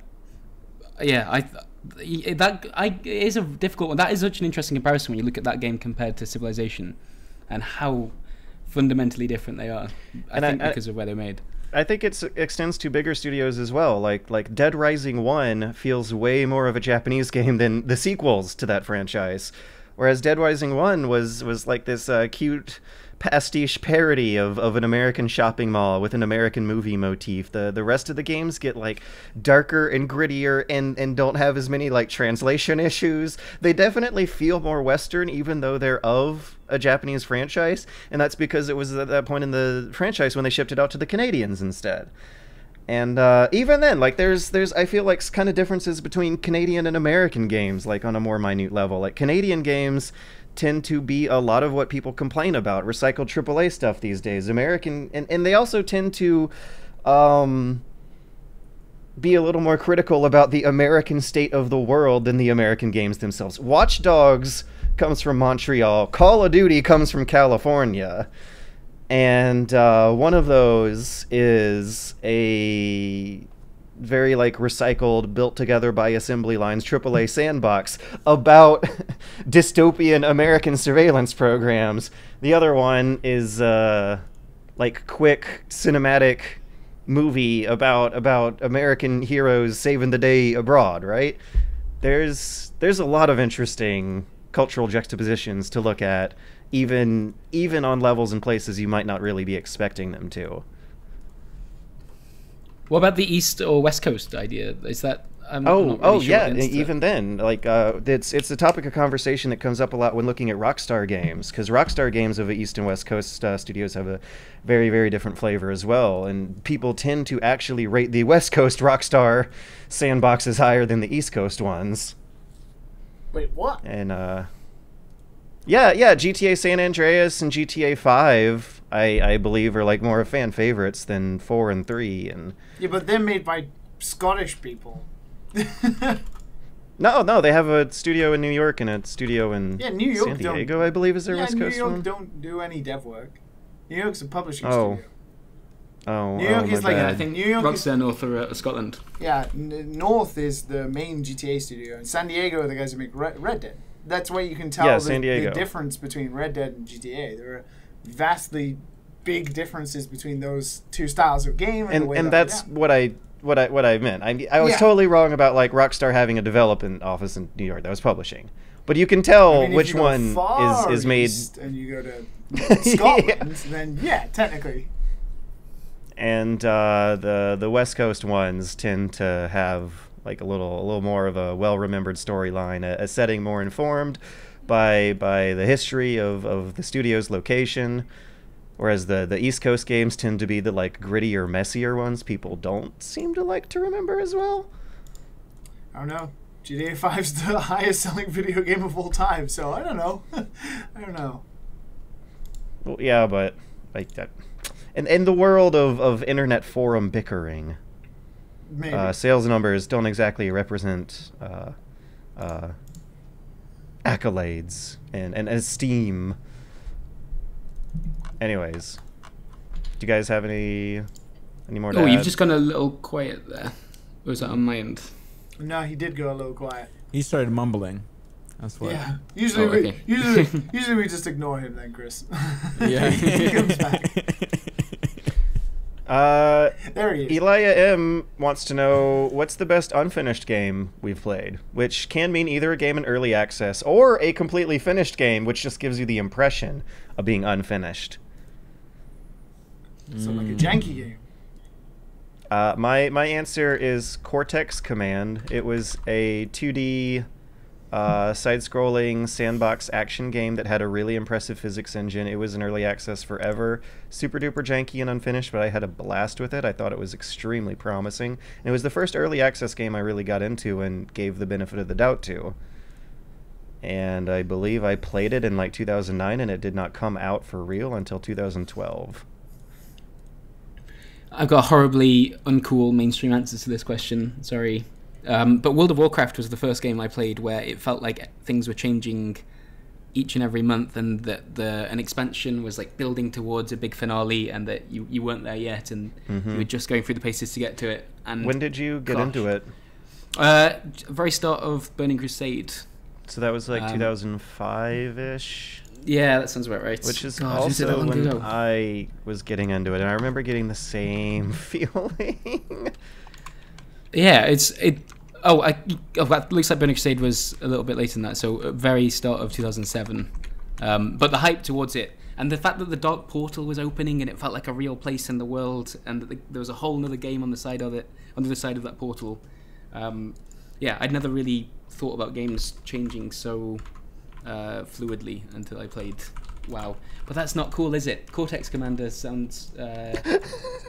Command sounds a lot more interesting. Well, Sorry. I assure you that actually getting into World of Warcraft during its golden years was the one that might give you better stories to tell, a better groundwork for pop culture references. Yeah. Yeah, because I tried World of Warcraft around the same time, but it didn't hit me. Maybe because it wasn't on the Nintendo Switch. Oh my god, the ultimate combination. Matt and Liam, do you got any unfinished I can't goodies? really think of anything.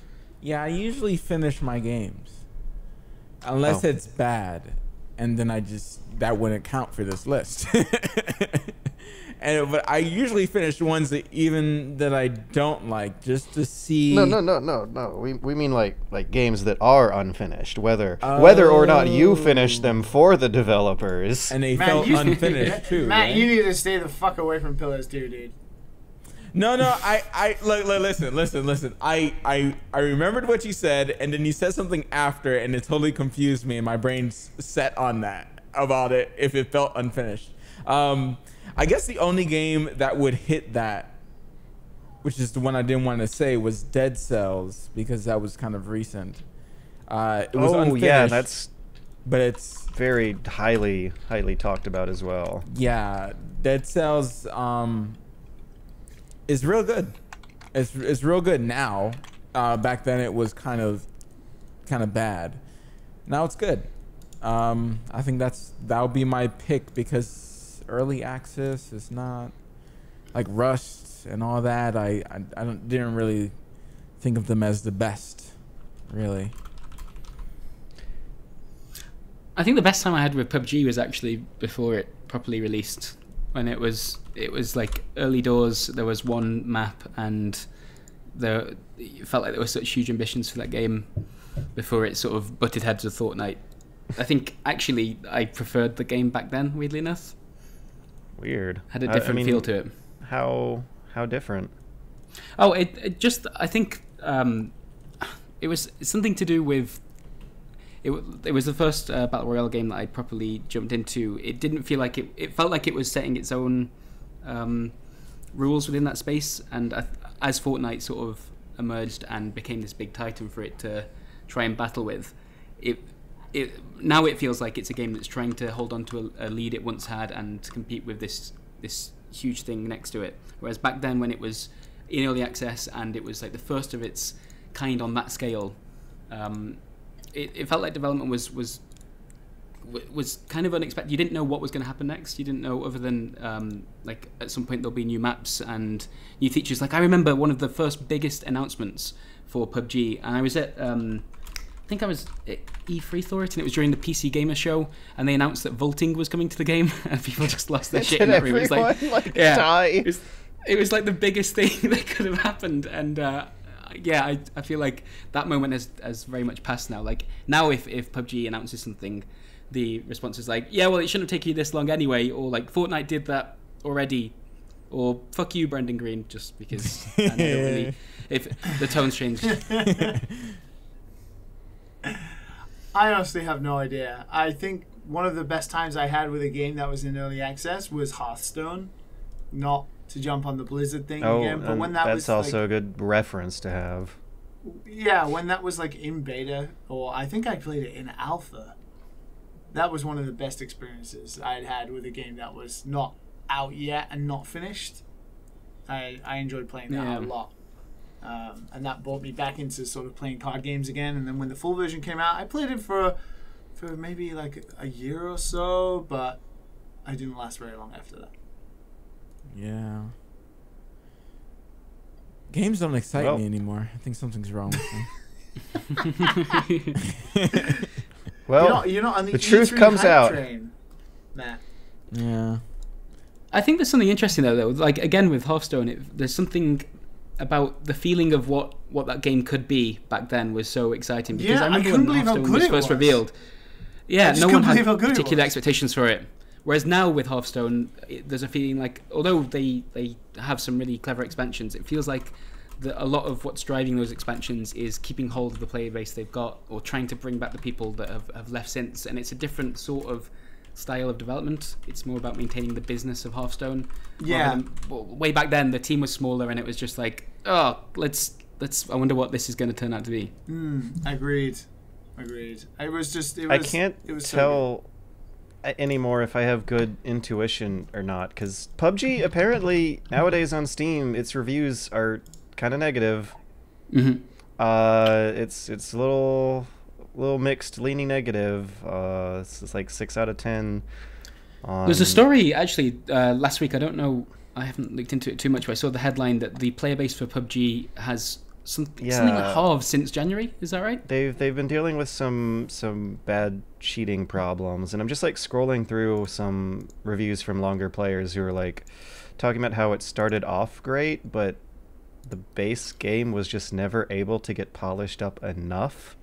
Yeah, and the game has stayed in a consistently janky state even after its official release. So, and the Xbox One version they made was just a complete and utter like failure almost. It obviously brought in players and stuff like that, but it was a mess. But it hasn't kept them. Yeah, and it just hasn't kept them. Whereas Fortnite consoles, as Matt says, Fortnite is this polished. Obviously started out as something completely different, and they jumped on this bandwagon of Battle Royale, but they did it correctly. They did it right. Cleaned it up. and they cleaned it up, and they have made it exciting by adding stuff like Thanos into it, and they did what World of Warcraft did. They destroyed their own map and like made it a super exciting event. Like they've done all this really cool stuff around it that, you know, I'm not surprised to see people dropping off PUBG. But PUBG added vaulting that time. Don't forget the vaulting.